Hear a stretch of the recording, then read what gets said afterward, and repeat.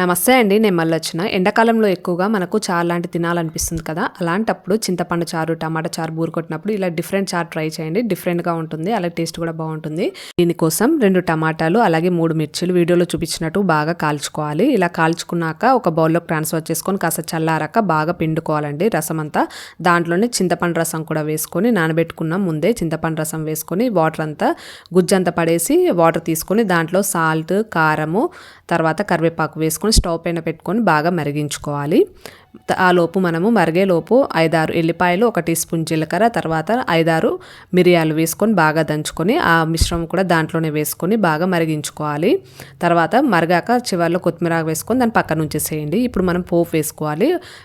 1 table spoon ఆయిల్లో ఆవాలు, జీలకర్ర, ఎండుమిర్చి, కాస్త ఆనియన్, కరివేపాకు, 2 ఎల్లిపాయలు దంచి కాస్త పసుపు వేసుకొని పోపు వేసుకుంటే అంతే, మనకు చారు అనేది రెడీ అయిపోయింది. కాస్త డిఫరెంట్ టేస్ట్ ట్రై చేసి ఎలా వచ్చిందో కామెంట్ చేయండి. అలాగే నచ్చితే సబ్స్క్రైబ్.